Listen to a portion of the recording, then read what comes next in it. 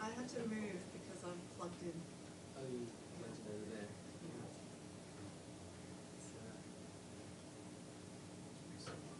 The risk assessment is to high place. Yeah. Non, non, les deux. I was like, should I go one Non, non, back? je vais te forwarder parce que j'ai fait exprès de demander par ici avant ça. Je te le forward et comme ça tu prends un tableau en disant la preuve de ça. Parce que c'est déjà complètement donné par rapport au marché. Et attends, ils descendent encore.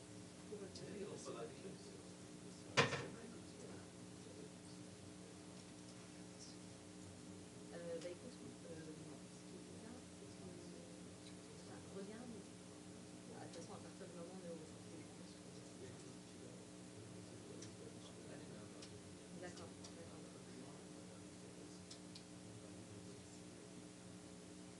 Après, il se peut que, tu sais, moi, je lis aussi dans l'action.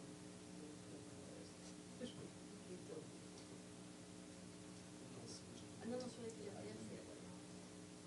Non, non, et voilà, parce que j'ai vu qu'un vidéo jeudi, mais c'est pas très grave, parce que elles sont lourdes. Elles sont lourdes.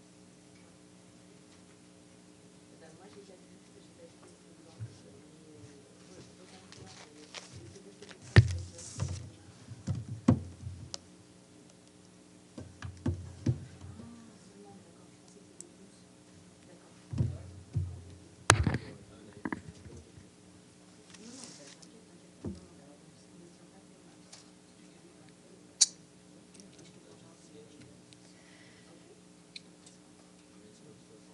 Okay. Good afternoon, everyone. Can we please have our guests on the screen, if possible? Oh, that's perfect. Thank you so much. We are very pleased to be joined today by two spokespeople from UNRWA in Gaza, Louise Wateridge, Senior Communications Officer, and Sam Rose, Senior Deputy Field Director, who will brief you virtually from Deir al-Balah in central Gaza. Ms. Wateridge and Mr. Rose, welcome. Mr. Wateridge, the floor is yours, please.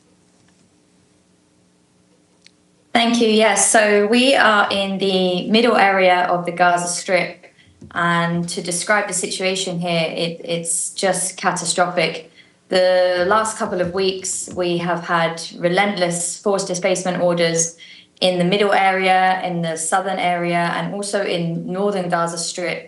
And what we're seeing here is hundreds of thousands of people forced to move on a daily basis. It's really changed over the last few weeks, the last couple of months. What we're seeing now is families, mothers, children dragging their belongings. Most people are moving by foot. There's very limited access to any kind of vehicles for this kind of displacement now. And people just don't know where to go. If you see the humanitarian area, if you see the Khan Yunis, Mawasi area, you can barely even see the sand of the floor anymore. It is just packed, shelter to shelter. People are using the sand and building walls with the sand to stop the seawater coming into their makeshift shelters. So that's the kind of dire conditions that we are experiencing here. There are scorpions, there are mosquitoes, rats, mice, snakes among the population who are living in these conditions. We're seeing an increase in spread of disease. As most are aware, we've now had the first confirmed case of polio in the Gaza Strip since the last 25 years. And this really just speaks to how dire the conditions here are in terms of, lack of access to clean drinking water, the trash that is piling up everywhere among the population, among the conditions where they are living, sewage water, which is absolutely filthy. Again, people living among this, and desperation. When you speak to people here, when we speak to our colleagues, there is very limited hope now. People are really, really, as always, hoping for a ceasefire. They express to us that is their only hope now. It feels that you are never very far away from the front line. Really, the space that people have been confined to is so minimal. There are tanks in areas that used to be designated as safe areas. And this is just another testament to there being nowhere safe in the Gaza Strip. People have nowhere to go. There is nowhere to find safety. It's very limited access to humanitarian resources because the humanitarian operations are also being displaced within these evacuation orders. And the humanitarian response here is being completely strangled and limited to our ability of what we can do. I will pass to my colleague Sam Rose to continue the briefing.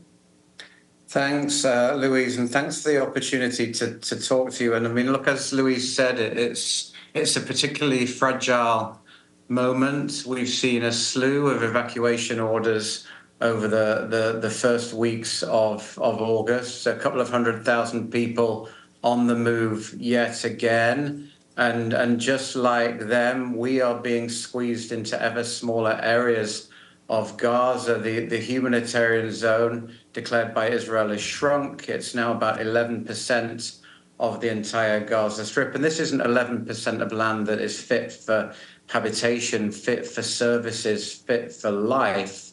Really, these are sand dunes. These are crowded areas where, as Louise said, people are living cheek by jowl, doing whatever they can to get by. The streets are packed as people receive evacuation orders. They're on the move. They don't know what to do. Do they stay? Do they wait? Or do they go? Do they go now? They're faced with impossible choices, and essentially what's happening is more families are being split as some stay put, and others try and find whatever it is that they can find to put up their meager belongings. And this is the environment we're in: lack of access to aid, lack of access to services, to water, to healthcare. And it's precisely in these circumstances that polio has recently re-emerged in Gaza with a small number of cases that could spread very rapidly. It's really that perfect storm of conditions that have created the environment in which polio can occur. Malnourished children, a decimated health sector, very poor water and sanitation services and conditions, people living amid garbage, living amid lakes of sewage. They're stressed, they're anxious, immune systems are suppressed. So it's precisely the eventualities that we as an international community have been warning about for so long are now coming to pass. We're working collectively. All our efforts are now geared on making the polio campaign, which will start this Saturday, into a success. It involves mass human resources. Over 3,000 people in total will be working on the campaign, over 1,000 of them drawn from UNRWA, which is essentially the largest primary healthcare provider left in the Gaza Strip. The vaccines have come in. We're calling for calm. We're calling for humanitarian pauses that will allow the vaccination programs to pass and be implemented successfully. We continue to hope for the best, and we have to, because without that, everything is gone. But look, the past 10 months have just told us that the only thing we can say with any certainty is that tomorrow will be worse than today. That's the nature of the environment. It's the nature of the situation that unfortunately we are dealing with here. And the people of Gaza, the 2.1 million civilians, are continuing to live through on a daily basis. That's all I think I wanted to say. We'll hand back to you, and we're very happy to take questions for as long as you have. Thank you very much. Michelle, please go ahead. Hi, both. Michelle Nichols from Reuters. Thanks so much for doing this briefing for us. We really appreciate it. We've just heard from a senior UN official who said that given the evacuation order that was made yesterday in the area where the UN Central Command for all aid operations has been made, that as of today, basically all UN humanitarian operations have ground to a halt because conditions just don't allow for them to take place. What can you tell us about that, and how might this affect the upcoming polio vaccination?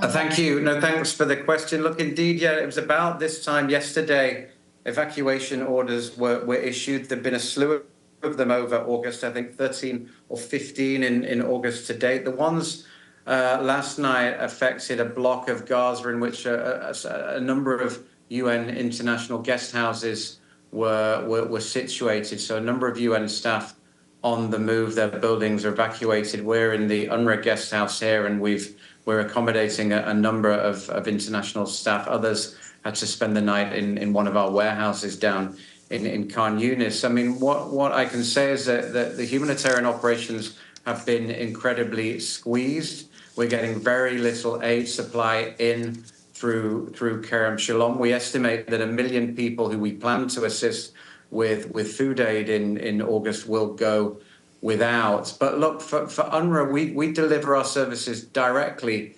through our workforce of 5,000 staff who are working on any given day. Our health services continue across 8 or 9 primary healthcare centres and over 90 health points that are operating in and around schools that have turned into shelters, where literally hundreds of thousands of people are seeking shelter. Those services are continuing, but indeed the space and the ability of the UN system, of the humanitarian system, to operate in Gaza is becoming increasingly difficult, is becoming increasingly constrained at a time when we need to throw all resources at this to deal with the issues that we're facing. And just a really quick follow-up, you mentioned that there's 1,000 UNRWA staff involved in the polio campaign. Are they still working for UNRWA, or have they been seconded to a different agency? Because if I recall correctly, the Israeli ambassador said last week that UNRWA wasn't involved. We're massively involved. There are I'm not sure there's a single UN entity anywhere in the world that would have been able to mobilize like we have mobilized to continue delivering health services across the Gaza Strip. We have over 1,000 people normally in our health clinics. We provide more primary healthcare consultations than any other entity across Gaza. We are not involved in bringing the vaccines in, but we are a key health provider and the only United Nations entity that will be delivering those vaccines through our health clinics. Other workers in other parts of the health system will be involved, but UNRWA is a critical and integral part of the public health system inside Gaza, and we are indeed a key player in that campaign. We estimate 640,000 children will be vaccinated, and up to 40% of those children receiving vaccines will receive those vaccines from UNRWA. But it's very much a whole of UN system effort involving different entities with different roles and different responsibilities. Thank you very much. Sherwin, please. Hi, Sam and Louise. This is Sherwin Briceby, South African Broadcasting. I guess we're just struggling to understand how you're going to reach the 640,000 you're talking about.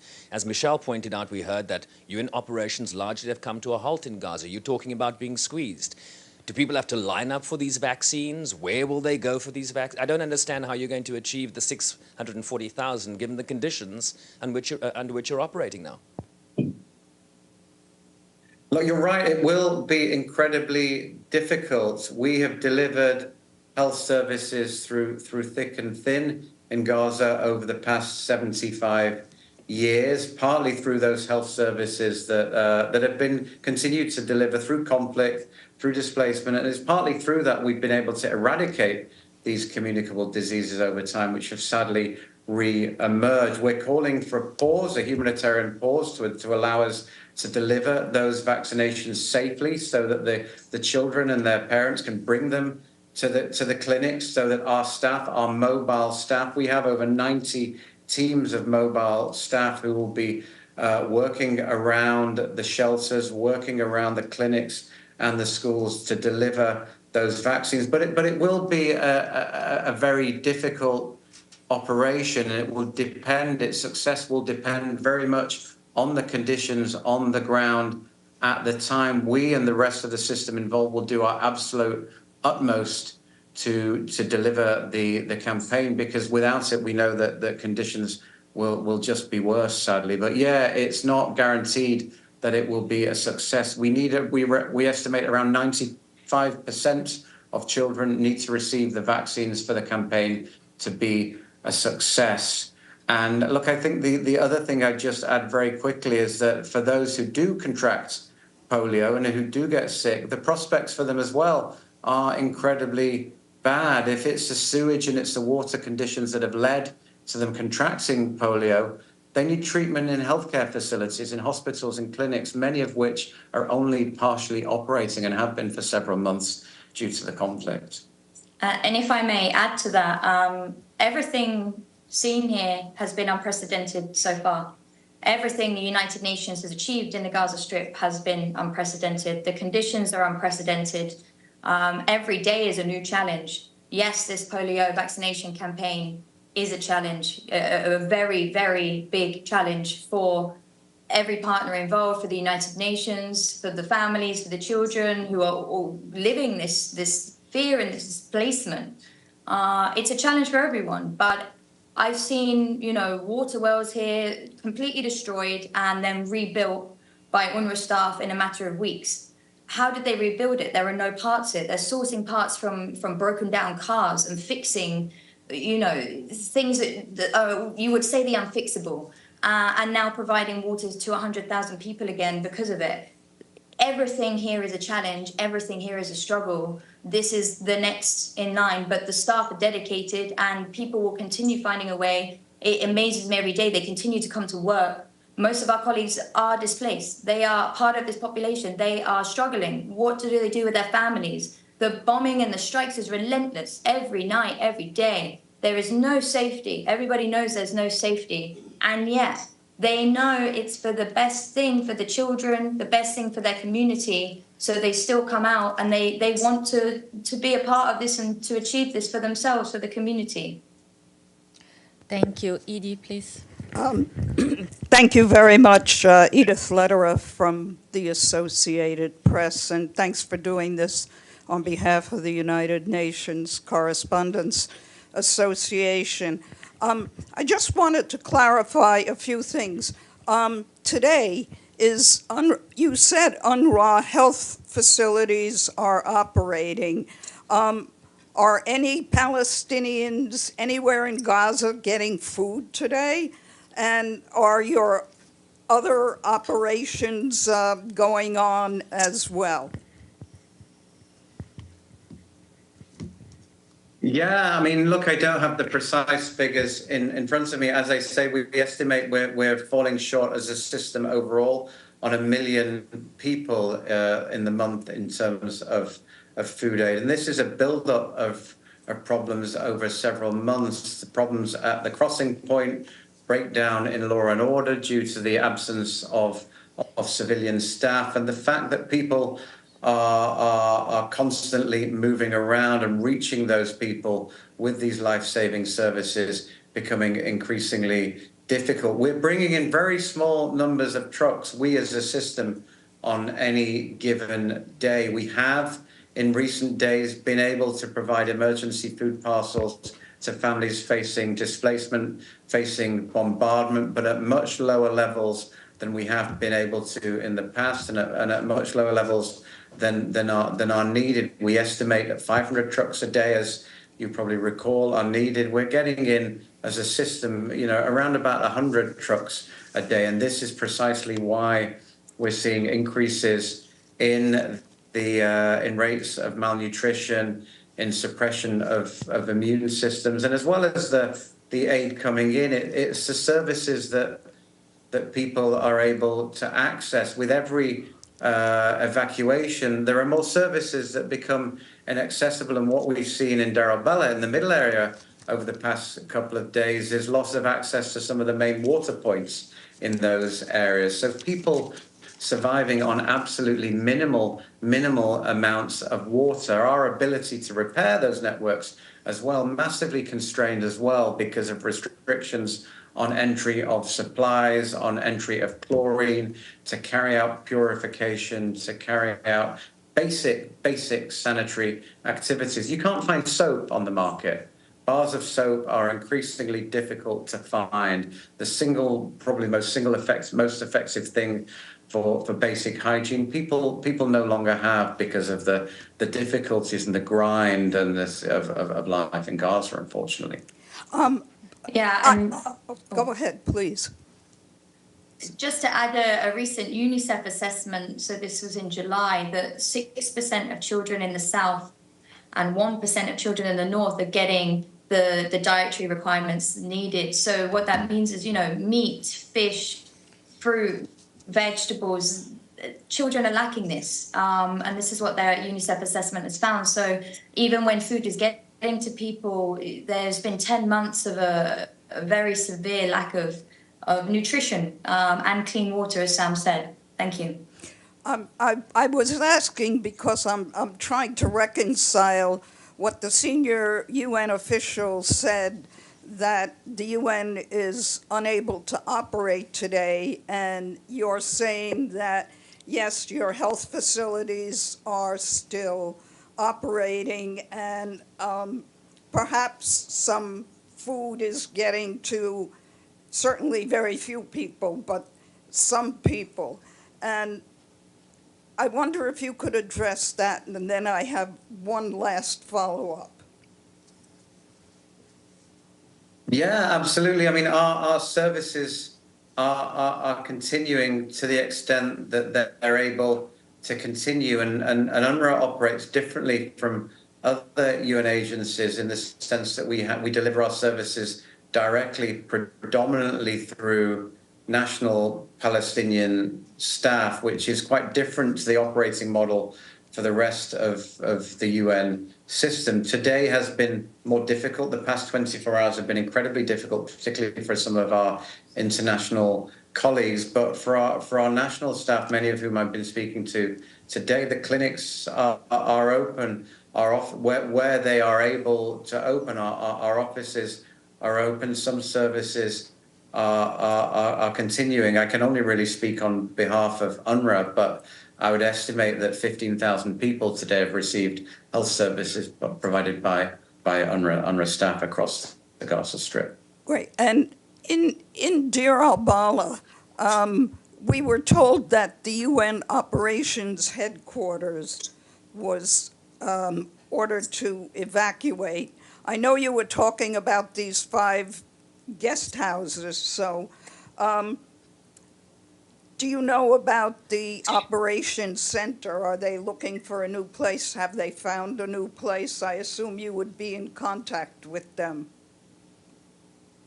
Yeah, absolutely. I believe that was a reference to the OCHA offices, where the UN, OCHA is a coordination office, bring everyone together there. That was one of the guest houses / offices that was in the evacuation zone, one of the blocks where people were ordered to or given strong warnings to leave ahead of military operations. They have had to evacuate. When they will be able to go back, I don't know. We'd have to ask them. But the meetings that would previously take place there will now take place in a large UNRWA office in Khan Yunis. It was previously actually a large UNRWA office in Rafah, where we were providing these facilities and these services in Tel Sultan up until May, when again we were forced to evacuate. But yeah, those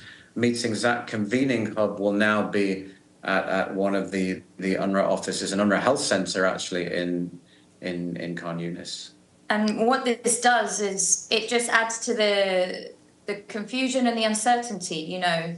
We had a group of humanitarians who were displaced themselves last night, in addition to the population. But this isn't the first time. As Sam said, there's been around 15 displacement orders in the last month, in just August alone.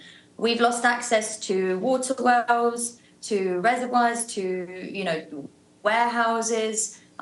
This isn't the first time this month that humanitarians have had to, reshape the humanitarian response. This has been happening for the last 10 months. Every time there is an evacuation order issued, our facilities are very often in those areas, and we have to stop what we're doing and rethink everything. Move somewhere else, move the health centres, rehabilitate health centres that have been destroyed and start using them again, add additional health clinics and health points into the shelters. We're doing anything and everything possible to keep personnel moving, to keep services going, moving medicine, moving equipment, moving everything we can. Finding new spaces to have as warehouses and distribution centres. But yeah, this is normal. This has been the unprecedented situation in this war. Every day, you don't know what's going to happen. We don't know what faces, and we have to take the challenges as they come. Thank you very much. Thank you. Abdelhamid, please. Thank you. Abdelhamid Sayam from the Arabic daily Al-Quds Al-Arabi. And thank you for the briefing. I have few questions. Could you tell us what happened this morning in Al-Aqsa Hospital? They were also ordered to evacuate. So what's going on if you have first-hand information? And second, after Israel declared UNRWA as a terrorist organization, look who's talking, how is your relation with Israel? Do you tell them where you're moving? Do they cooperate with you? Is there any communication channels between you and Israel? And lastly, to Louise question. You said this is unprecedented. So what do you call what's going on in Gaza other than a killing field or a slaughterhouse? Thank you. So on the Al-Aqsa Hospital, we don't have first-hand knowledge of this. It's actually very difficult even for us to move because the military operations in the areas in Deir al-Balah, in Khan Yunis are so intense, and they have been for the last weeks, really. There's tanks on the ground, there's strikes, there's bombing from land, sea and air. So our movement is extremely limited because of this immediate danger and the threat. We've seen this before. We've seen health facilities that have been in close proximity to evacuation orders, if not in them. And a lot of the time, they have to do what they can. So maybe they move patients before the entire population decides to flee that area. They try to transfer patients. They try to move medicine. Similar to what I was just saying about just reinventing the humanitarian response as this war continues. In terms of our coordination with Israel, we are in coordination with Israel on a daily basis. The United Nations, we coordinate all of our movements. We coordinate, the humanitarian supplies coming into the Gaza Strip, and we continue to coordinate and share our coordinates with them. We have these facilities they're deconflicted facilities. We share the coordinates on a daily basis so that Israel and all parties know where we are operating from. This is supposed to, provide some kind of safety to our staff, to our personnel, to our operations. But as we've seen in this war, it's been incredibly difficult. If I was to describe the situation here, I mean, really, after 10 months, there's just no words. I don't have the words to describe what we see on a daily basis. There's no humanity left here. It's very degrading for the population, but really, when you talk to people, they tell you now that they are really waiting for death, that they have no hope. And it's very hard to hear this from people, that they have no hope to move anymore. They don't know where to go. And that the only peace they are finding is to spend time with their family, to stay sleeping at night with their family, so that if they're killed, if they die together. That is the reality here, and it's absolutely beyond devastating. Sam, I don't know if you wanted to add. Yeah, no, look, Louise, I think you put it well. I mean, we know, sadly, that war is always dehumanizing, but the dehumanization that we're seeing here is on such a scale that it is, as we've said, it's hard to comprehend precisely what the population are going through on a daily basis, the degradation, the humiliation, the fear, the violence that impacts on every aspect of their lives and their being. I mean, this week, families should be preparing for their children to go back to school. It's the start of the school year.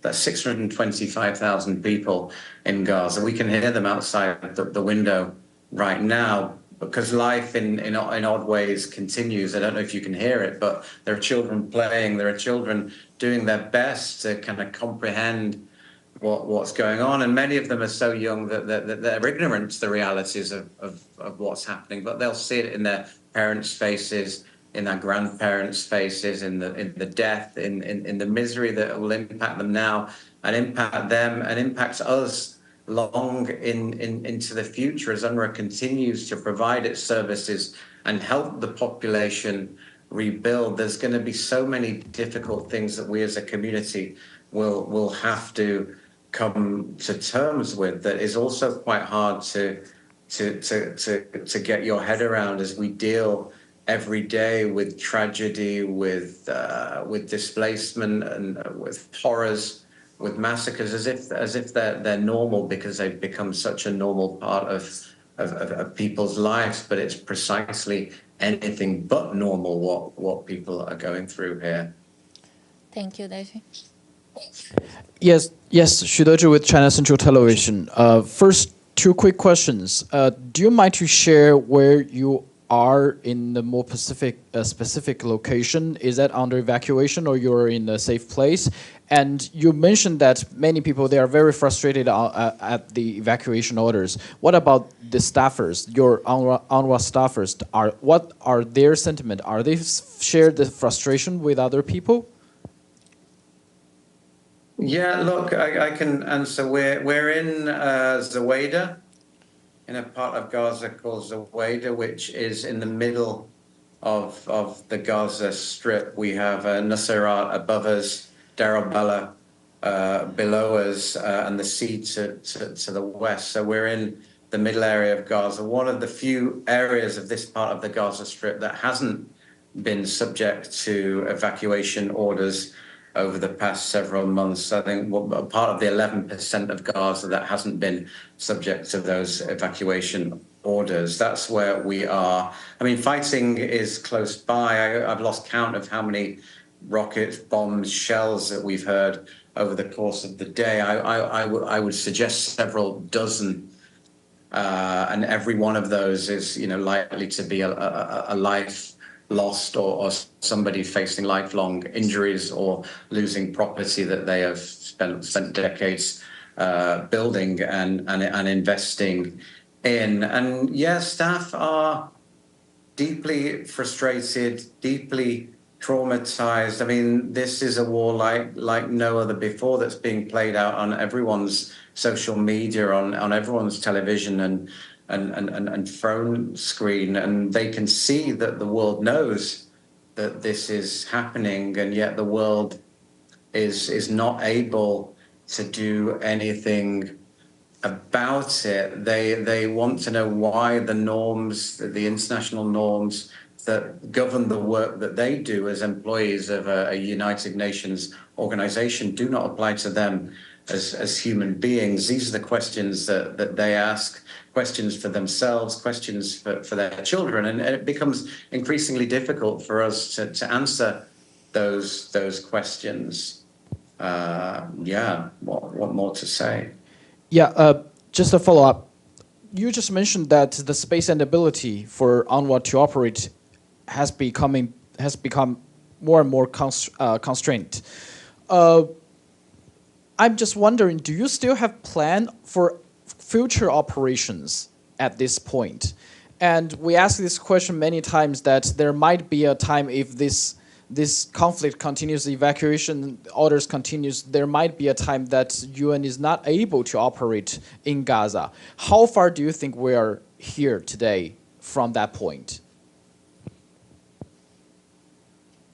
I mean, I'd say, first of all, I'd say we continue to operate as UNRWA day in, day out. The staff get up, most of them living in tents in the most abject conditions to serve their communities. That will continue for as long as is possible. People serving the communities, providing the most basic human services and humanity that they can to their fellow human beings. That will continue for as long as we are able to continue. I mean, UNRWA has gone through thick and thin over the past 75 years, but is such an important part of the service delivery infrastructure in Gaza that we will continue for as long as we are able to. The space shrinks, we adjust, we dust ourselves off, we reorient, but it's precisely the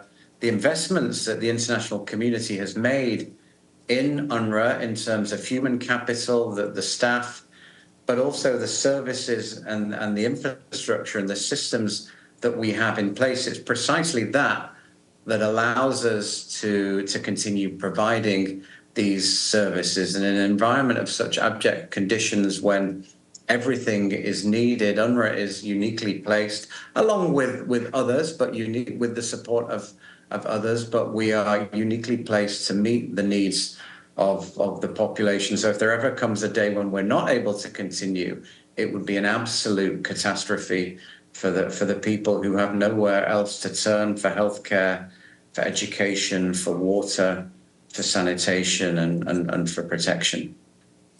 Thank you. Please. Joseph Klein, Canada Free Press.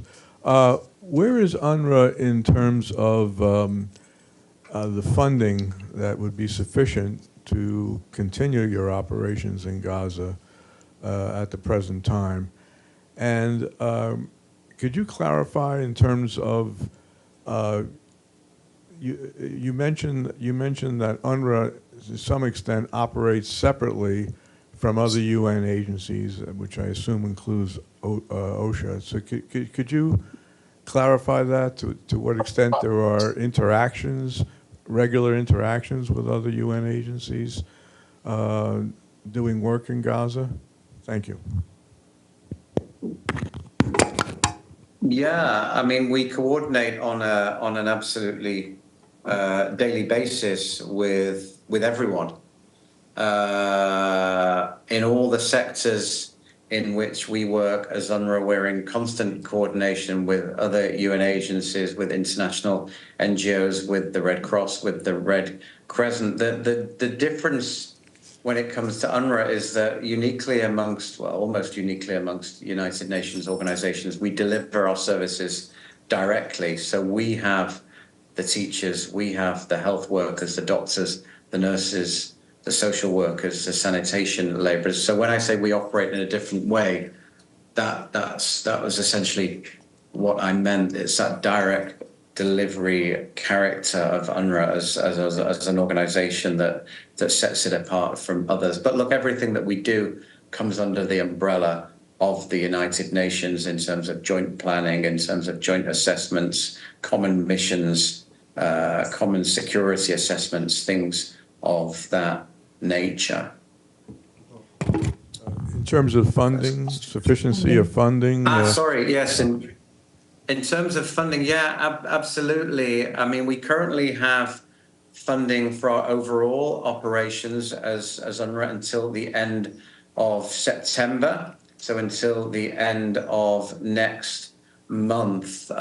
These is funds primarily to pay for the salaries of our doctors, our teachers, etc. So we continue to face a fairly sizable gap for our regular programs, 30,000 staff, many of them in Gaza. And then on top of that, we put out a humanitarian appeal, part of the OCHA appeal for 2024 for $1.2 billion.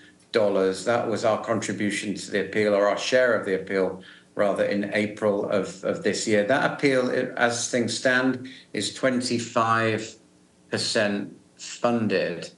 So we're facing a large gap of essentially $900 million on that appeal. But of course, as we all know, the situation in relation to Gaza is as much is partly about funding, but it's also about access, ability to get the aid in, the supplies in, ability to then distribute those supplies and get them to the people safely. And it's precisely because of the inability to do that that we've seen, the most rapid deterioration in food security and malnutrition that we've seen anywhere in the world over the past several decades. So we face a funding shortfall for our appeals, but we also face issues in relation to safety and security, in relation to access. And that's why we're seeing such catastrophic humanitarian impacts, malnutrition, water shortages, disease outbreaks, etc.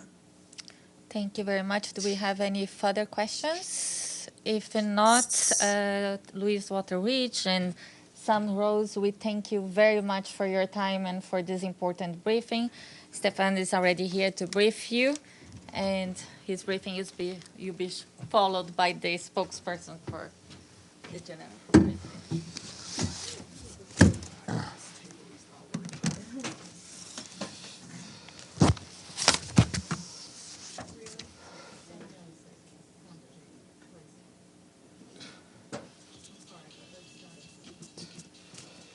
All right. Good afternoon. Just to update on the Secretary General's travels. He is in Tonga, where this morning he took part in the opening of the 53rd Pacific Islands Forum. He praised Pacific Island leaders for their collective commitments to environmental stewardship and regional peace, and called the region for a beacon of solidarity and strength. The world has much to learn from the Pacific, he said, but the world must also step up in supporting your initiatives. He underscored that the survival plan for our planet is simple: ending the exploitation of coal, oil, and gas fairly and in a way that protects the most vulnerable. All countries have a part to play, he said. He also urged Pacific Island states to end their own dependence on imported fossil fuels and seize the benefits of the clean energy revolution. He also had a number of field visits in Tonga, notably officially commissioning a new early warning system for Tonga, and he also met with youth leaders and also visited a seawall and heard from coastal communities impacted by the rise in the sea level. Yesterday, he also had a series of bilateral meetings with leaders attending the forum. Later today, the Secretary General will take part in the Leaders Dialogue at 11 a.m. local time. He will also have a press event to launch the World Meteorological Organization's report on the state of climate in the Southwest Pacific. And that press event should be broadcast live via social media platform, and as soon as we know which one, we will share that information with you. I think you've heard quite a bit today on Gaza, both from a senior UN official and just now from an UNRWA colleagues. Just a few more updates to share with you.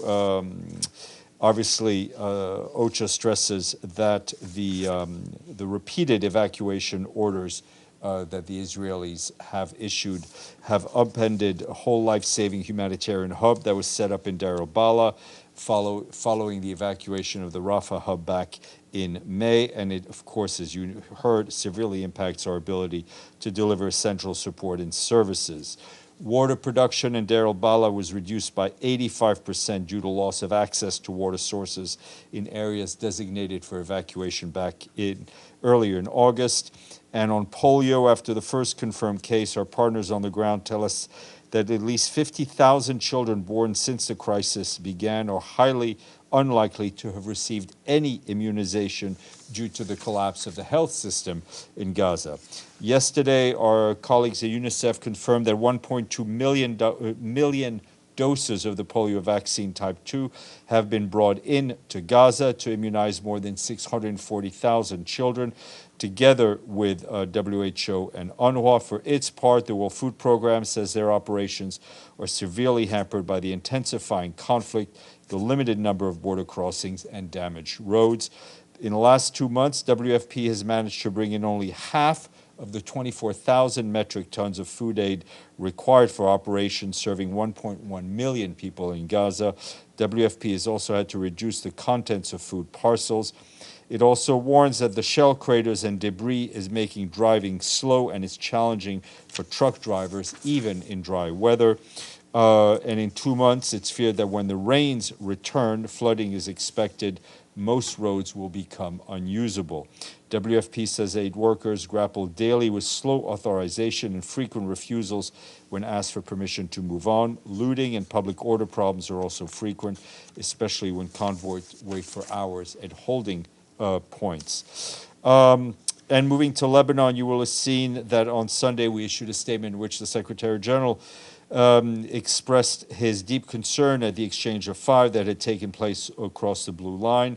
These actions, he said, put both the Lebanese and Israeli populations at risk, as well as threatening regional security and stability. He called for immediate de-escalation. Following yesterday's worrying escalation, peacekeepers in UNIFIL continue to observe exchange of fire across the Blue Line. As UNIFIL continues to carry out its mandated activities in these challenging circumstances, the Special Coordinator for Lebanon, Janine Hennis-Plaschert, and the head of the UN peacekeeping mission in Lebanon, General Aroldo Lazzaro, continue their contacts with the parties in order to de-escalate the situation. Meanwhile, our humanitarian colleagues tell us that the recent uptick in hostilities has not had a significant humanitarian impact. However, the ongoing conflict continues to severely impact civilians on both sides of the Blue Line. Along with our partners, we continue to scale up relief efforts in support of the Lebanese government-led response. However, humanitarian response efforts are being undermined by funding constraints, and we urgently need additional resources. We call on all parties to follow and to abide by their obligations under international humanitarian law, emphasizing the need to protect civilians, including children and civilian infrastructure at all times. Moving to Sudan, you will have seen that over the weekend the Secretary General spoke with General Abdel Fattah al-Burhan, the President of the Transitional Council of Sudan. The Secretary General and the General discussed the movements of humanitarian aid through Adre crossing and agreed to facilitate the movement of humanitarian supplies to enter the country. It was also agreed to put in place a simplified system for the expedited processing and delivery of humanitarian aid. I can tell you that on Sunday, a convoy from the World Food Programme's trucks crossed from Chad to Sudan via the Adre border crossing, carrying some 205 metric tons of food assistance. That will be for about 17,000 people. That's the second WFP convoy to cross through this crossing. Recently, WFP said the food assistance will be delivered to communities across Darfur, and distributions will start as soon as the trucks arrive. Additional trucks of WFP food assistance are being loaded in Chad to cross into Darfur as soon as possible. WFP has enough food for 500,000 people ready to transport to Sudan through the Adre crossing. The Rome-based agency underscores that humanitarian assistance, such as food and nutrition supplies, shelter and health items, must move quickly and at scale through all border crossings and humanitarian corridors into the hands of communities facing catastrophic levels of hunger. On the other side of Sudan, our humanitarian colleagues tell us that the Arba-at Dam, which is about 38 kilometers northwest of Port Sudan on the Red Sea state, suffered extensive damage due to heavy rains yesterday. Preliminary reports indicate the breach caused extensive damage in 20 villages downstream from the dam. Our humanitarian partners and local authorities are assessing the affected areas and will have additional clarity on the extent of the damage in the coming days. The Arba-at Dam is a crucial facility in Port Sudan, serving as a primary source of fresh water for the city. The reported damage is expected to have a substantial impact on water supplies to Port Sudan, worsening the humanitarian situation. And moving to Ukraine, Matthias Schmale, the humanitarian coordinator for Ukraine, condemned the massive attack by Russian armed forces that took place today, which reportedly caused civilian casualties and damage to civilian energy infrastructure in 15 oblasts around the country. That's what the government of Ukraine is telling our colleagues in Ukraine. This comes after intense hostilities over the weekend, which reportedly caused 60 civilian casualties, including journalists in the Donetsk, Kharkiv, and Sumy regions, and resulted in damage and destruction of homes and other civilian infrastructure. Our humanitarian partners report the residents in these regions continue to flee for safety, with mandatory evacuations announced in several towns. Humanitarian organizations responded immediately to these attacks across Ukraine, distributing emergency supplies. And I was asked about the attacks in Pakistan, and I can tell you that the Secretary General strongly condemns the attacks that took place on August 26 in Pakistan's Balochistan province, which reportedly led to the deaths of at least 39 people. The Secretary General stresses that attacks against civilians are unacceptable. He extends his deepest condolences to the families and calls on the government of Pakistan to conduct an investigation and to ensure that those responsible are held to account. And yesterday in Myanmar, we marked the 7 years since the forced mass displacement of Rohingya people and other communities from Myanmar's Rakhine state. To mark this sad milestone, you will have seen that we issued a statement in which the Secretary General called on all parties to the conflict in Myanmar to end the violence and to ensure the protection of civilians in accordance with international human rights standards and international humanitarian law.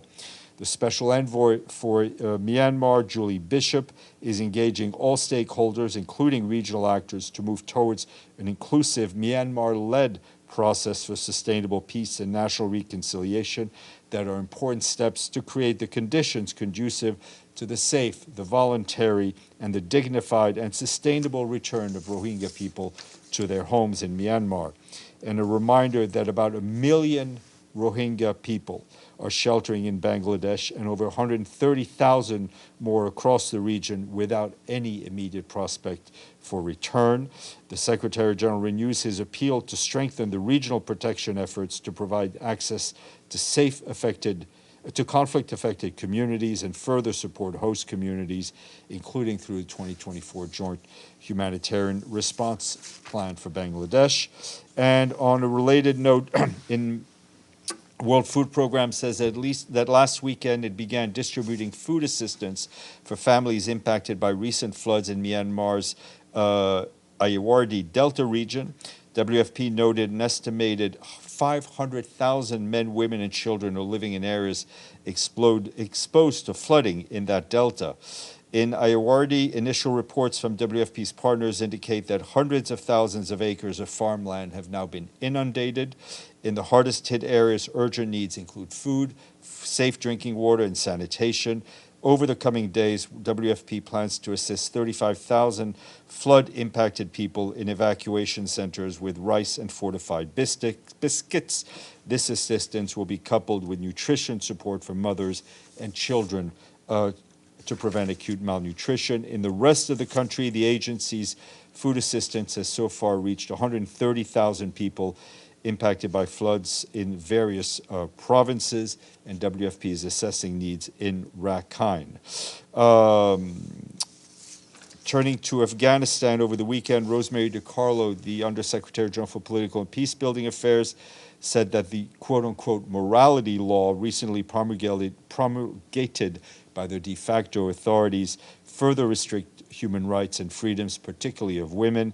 She added that this is unconscionable, and if maintained, the law can only impede Afghanistan's return to international fold. Also, in a statement, the special representative for the Secretary General for Afghanistan, Rosa Otunbayeva, said the quote-unquote morality law extends the already intolerable restrictions on the rights of Afghan women and girls, even if the sound of the sound of a female voice outside the home apparently deemed a moral violation. Her statement is online. She's expected to brief the Security Council on the 18th of September. And sorry, one more note from Bangladesh, which has suffered from flash floods triggered by heavy rainfall and upstream water flows from India. Our team on the ground, our are providing water and purification tablets, hygiene kits, and food. As we mentioned before, the humanitarian community in Bangladesh launched its first ever humanitarian response plan for cyclone and monsoon floods last month, targeting 1.2 million people to help. To date, some 700,000 people have been reached, with just 20% of the $80 million requested having been received. Before I turn you over to Monica, I will answer questions. Deji, then Edie. Hi, Steph. Evacuation orders in Gaza. We have counted that in the first 3 weeks in August, there are about 11 evacuation orders from Israeli military, which means less than 2 days for one evacuation order. And now Wikipedia even has a page dedicated to Gaza Strip evacuations. Does the Secretary General think the evacuation orders are what the Israel claimed that a protection of civilians in such a circumstances now? We've counted 16. In Okay. the first 3 weeks? In August. In August. Okay. Okay. These evacuation orders, I think, as you've been told just this morning from various people, make our work nearly impossible. Part of protecting civilians is ensuring that civilians can eat, that people can wash themselves, they have access to medicine, they have access to the most basic needs that human beings need to survive. Edie. Thank you, Steph. I wonder if you could clarify a senior... I'm always very weary of questions that start with, I wonder if you could clarify. A senior UN official told us that the United Nations couldn't operate in Gaza today because of an evacuation order yesterday by the Israeli Defense Forces that forced the closure of the UN Operations Office in Deir al-Balah. And yet the two UNRWA officials who briefed us just before you said that UNRWA was continuing to operate today, that they probably 15,000 Palestinians received health care and other operations were ongoing. Can you please explain this discrepancy? The UNRWA, my reading from listening to and watching our two amazing UNRWA colleagues is that UNRWA is, given the way they're embedded with the population, is able to operate in situ with people who are already there. So that's one thing. What our senior UN official was referring to is UN officials and UN humanitarian staff moving about trying to get to places. So again, I think this reflects what we've been saying really since the beginning. It's humanitarian work done on an opportunistic basis. Obviously, if humanitarian workers are embedded with a certain population in a certain area and they have the tools to operate and to share and to distribute, they will do so, but it is half a drop in a barrel. Amélie, then Joe, and then Abdelhamid. Thanks. It's a follow-up to Edie's question, more clarification. Do I understand correctly then that means that the halt in operation is about transporting, moving to the different places, but where there are some already aid that it will be delivered anyway? Exactly. I mean, what we're talking about is UNRWA being embedded in places. So if they are there and they're able to help, they will help and they will distribute. We're not able to move people from point A to point B. We're not able to go find people. Joe. Thank you. I have two questions, actually. The first deals with Sudan. You mentioned that the Secretary General was able to communicate with the head of the transitional government in Sudan. Is it correct to assume that he has still been unable to communicate with the head of the militia? And related to that question is any lack of communication with militia leadership going to be hindering the ability to deliver humanitarian aid in parts of Sudan that are controlled by the militia? That's the first question. Let's face it, what's hindering the delivery of humanitarian aid in Sudan is the fact that both parties are continuing to fight, right? And indiscriminately, without much regard for the lives of their own people. The Secretary General has not had any recent contact with the head of the Rapid Support Force, but others, both on the humanitarian and the political end, remain in contact with the Rapid Support Force. Okay, because you did mention in your opening remarks that the transitional government leadership appeared to be at least more cooperative in terms of discussing specifics for access well, I just to different reported, parts of Sudan. I'm not doing compare and contrast. I'm just reporting on the conversations that were had, and we've seen some results of some more trucks coming in. All right, and my second question has to do with the Houthi attack in recent days on the oil tanker and the question of whether there's a potentially very significant risk of oil spillage and environmental hazards. Has the UN been able to, or will it plan to, assess the degree of environmental hazard as a result of the Houthi attack? I mean, let me just put it this way. We're not able to go in situ to evaluate the hazard, but one doesn't need to be an environmental expert to understand that a oil tanker with 150,000 tons of crude oil, which has lost its engine power, which is anchored in the Red Sea with most of its, if not all of its crew been evacuated, is a huge environmental risk to the surrounding area, and we're very worried about it. We're worried about the fact that we're now hearing that there possibly was some sort of a fire aboard that ship. We strongly condemn the attacks on this ship, which endangers the ecology, endangers people, endangers seafarers. We've spoken again and again in the last years of the risks of oil spills in this area due to the ongoing fighting. There's a Security Council resolution 2722. It must be fully respected, and we particularly call on the Houthis to immediately cease all attacks on commercial ships in the Red Sea. Did I say Abdelhamid? Thank you, Stefan. I think you heard the statement by Israeli Security Minister Ben Gvir. He said that he wants to build a synagogue inside Al-Aqsa Mosque.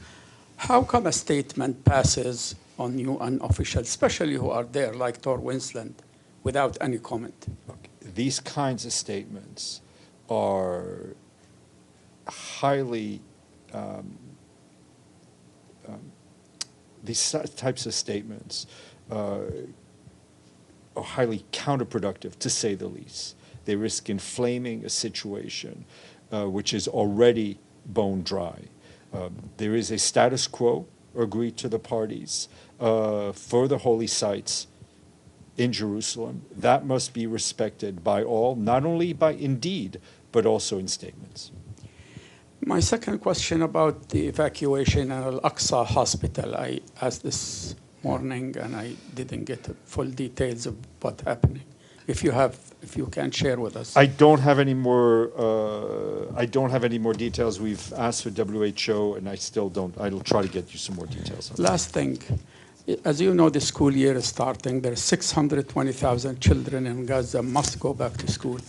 Could you help us bring a UNESCO official so we can maybe have a question and answer to it? I mean, I think the people who are best able to answer that are UNRWA colleagues, because They run a huge school network.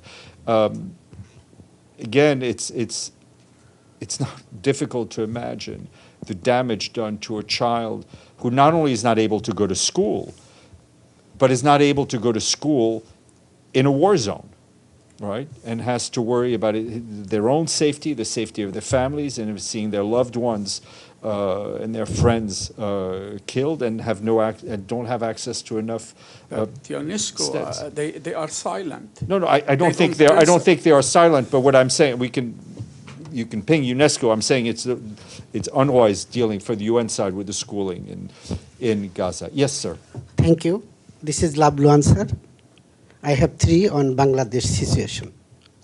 All over Bangladesh in the last 1.5 weeks, after the interim government resumed the power, there has been filed more than thousands cases, murder cases, corruption cases. Sorry, I don't understand the question.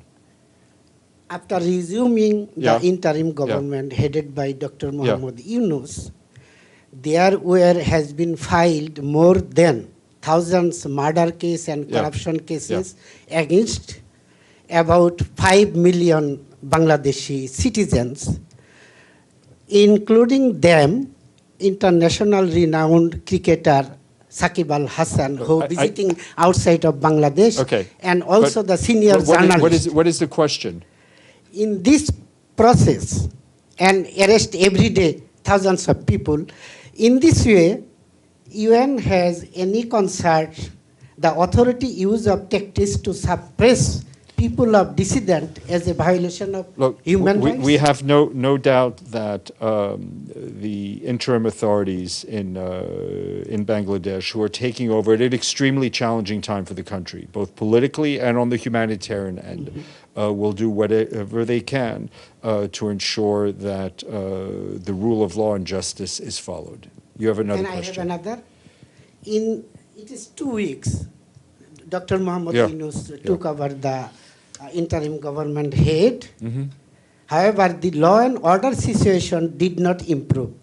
The members of the police force have not been able to return to duty comfortably so far. I can't give a play-by-play, hour-by-hour of what is reaction to what is going on in Bangladesh. I think my answer to your first question applies to the second.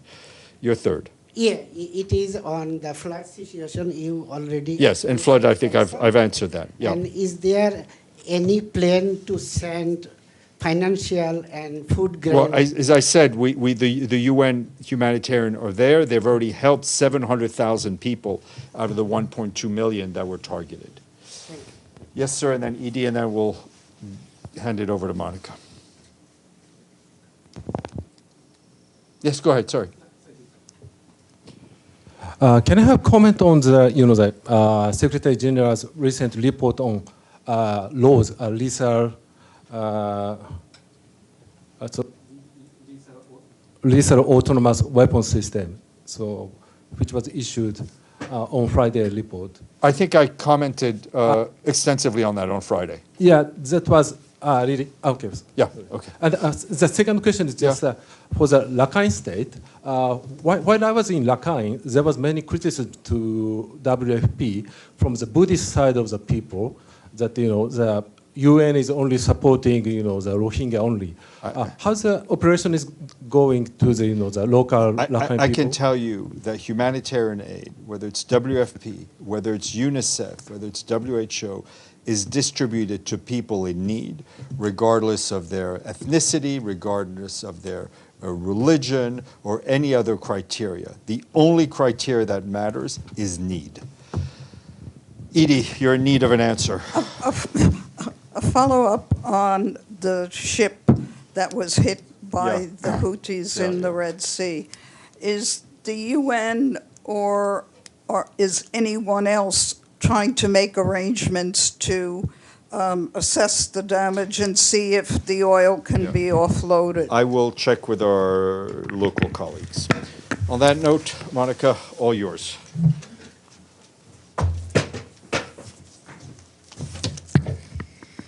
Good afternoon, everyone. It is already 1:10, more or less, so I will be brief. We have 2 notes, and we are going to exit this room.